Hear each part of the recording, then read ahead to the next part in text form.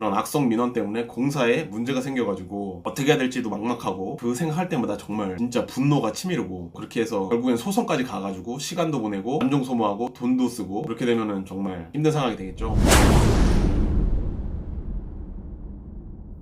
안녕하세요, 안엽서입니다. 오늘은 주변 민원 처리 관련해서 이야기를 한번 해볼까 합니다. 주변 이웃 간의 분쟁들이 보통 생기거든요. 이제 앞으로 내가 살 곳에 주변 이웃들과 옆집이나 앞집이나 뒷집 가까운 이웃들과 시작도 하기 전에 갈등이 생긴다면 앞으로 그곳에서 살아가는데 스트레스가 계속 발생할 수도 있겠죠. 근데 이런 부분도 상당히 중요하다고 생각하거든요, 저는. 그렇기 때문에 오늘은 이런 이웃 간의 갈등을 어떤 식으로 헤쳐나가면 좋을지 그 문제에 대해서 한번 이야기를 해볼까 합니다. 이제 집을 짓기 위해서 어떠한 식으로든 그 지역사회에 들어가서 집을 짓게 되면은 그 주변 사람들이 입소문이 돌아요. 타 지역에 어떤 사람들이 들어온다더라, 이런 입소문이 벌써부터 돕니다. 집을 이제 짓기 전에 자기가 구매한 땅을 왔다 갔다 하게 될 거예요. 그 주변에 어떤 사람이 사는지 얼굴도 보고 하게 될 텐데요. 그때는 서로 웃으면서 인사를 하게 될 거예요. 하지만 공사가 시작되면은 딱 이렇게 바뀝니다. 그러니까 물론 좋은 이웃도 있지만 나쁜 이웃도 분명히 있어요. 신고를 계속 하게 되면은 얻는 이득이 있다는 거를 나쁘게 이용하시는 분들이 있거든요. 처음에는 휴지 롤을 받았지만 그 다음에는 상품권이 될 수도 있고 그 다음에는 직접 현금을 받을 수도 있고 이런 식으로 그런 민원을 악용하는 사례들이 꽤 있죠. 공사를 시작하면서 이런 악성 민원들이 들어오게 되면은 상당히 골치가 아프거든요. 그런 것들로 인해서 다툼이 생길 수도 있습니다. 민원이 한 곳이 아닌 여러 곳에서 발생한다면 공사가 중단이 될 수도 있어요. 갈등이 좀 가벼운 경우는 괜찮은데 문제를 크게 만들려고 하시는 분도 있거든요. 그렇게 되면은 감정의 골이 깊어지면서 민원인과의 소통이 어려워지기 때문에 갈등도 더 깊어지고 소송까지 갈 수가 있습니다.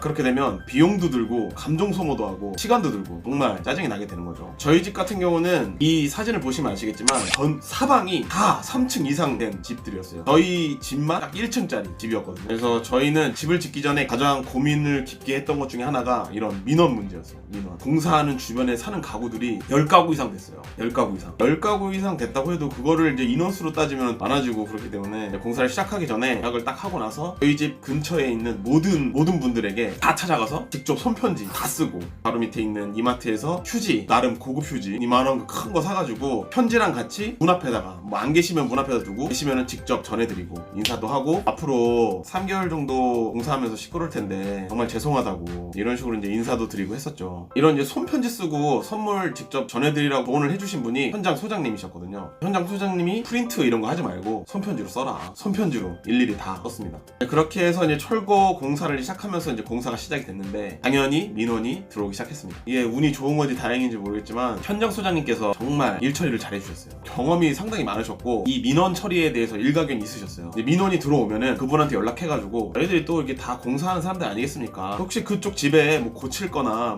어디 금강곳이라든지 고칠 데 없어요? 뭐라고 하려다가 지금 저희 화장실에 어디 금간데 있는데 거기 좀 손봐달라 하면은 공사 중에 인부 한 명 보내가지고 거기 딱 수리시키고 오면은 딱 진짜 그 이후로 민원 안 오고 그런 식으로 해결을 하시더라고요. 많은 민원이 들어왔지만 다 현장 소장님 선에서 모든 민원을 처리를 하신 거죠. 공사가 들어가게 되면 현장 소장님의 역량도 상당히 중요할 수 있겠습니다. 저는 공사하면서 민원을 정말 많이 걱정을 했었는데 이렇게 이제 현장 소장님 선에서 다 민원을 처리를 해주시니까 이제 저는 이 부분에서 크게 스트레스를 받은 부분이 없었어요. 별로 저한테 막 이렇게 뭐라고 하시는 분은 딱 한 명밖에 없었어요. 공사가 이제 다 끝나고 완공이 되었을 때 입주를 하고 나서 저희 집 공사 때문에 월세에서 살고 있는 사람들이 나갔다고, 중간에 계약 기간도 되지 않았는데 나갔다고 저한테 전화를 해서 욕하신 분이 있었어요. 바로 옆 다세대 주택 집 주인분이 전화해가지고 여자분이셨는데 저한테 욕을 하더라고요. 욕을. 저는 이제 그 당시에 모르는 번호로 전화가 오면은 녹음을 해놓고 받았거든요. 그래서 저는 뭐라고 했냐면은 공사는 모든 법적인 절차대로 진행이 됐고 당신이 나한테 욕한 거는 녹음이 되었고 이 증거로 내용 증명을 보내겠다, 이런 식으로 얘기를 하니까 나중에 문자로 길게 미안하다고 문자로 보낸 인간이 있었어요. 직접 얼굴 보고 사과하라고. 그러니까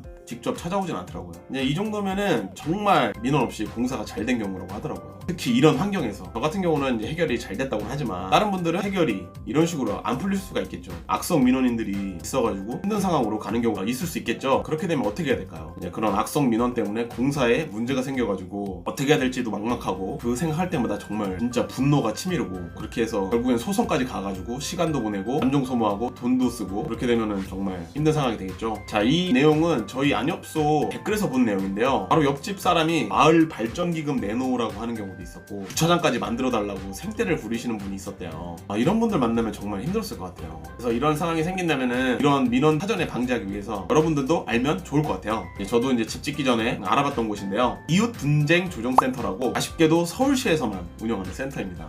서울 쪽에서 협소주택을 짓게 되시는 분들이라면 혹시 어떤 이웃 간의 분쟁이 생겼다, 뭐 주변에 뭐 변호사나 이런 사람들이 없다면 이곳 이웃 분쟁 조정센터에 전화를 하면은 변호사와 연결을 해줘요. 그래서 무료로 상담할 수가 있습니다. 무료로 대응을 하시면 되겠습니다. 제대로 참교육 시킬 수가 있겠죠. 변호사뿐만 아니라 법무사, 변리사 그 외에 많은 분들께서 무료로 상담을 해주시고 대처 방안에 대해서 같이 고민을 해주십니다. 그래서 제가 이제 번호를 알려드릴게요. 이 밑에 이 번호로 메모를 해두시길 바랍니다. 그래서 공사가 딱 시작됨과 동시에 메모해놓은 거를 딱 펼쳐놓고 민원인한테 연락이 왔다 그러면 이제 이 번호로 전화를 하셔가지고 상담을 해보시면 되겠죠.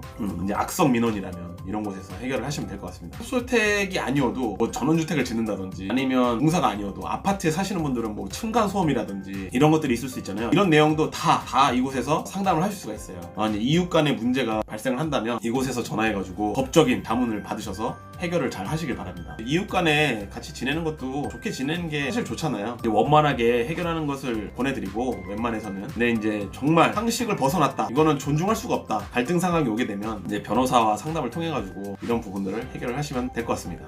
민원 처리 관련해서 한번 이야기를 해봤는데요. 오늘은 여기까지 하고 다음에 또 뵙도록 하겠습니다. 감사합니다.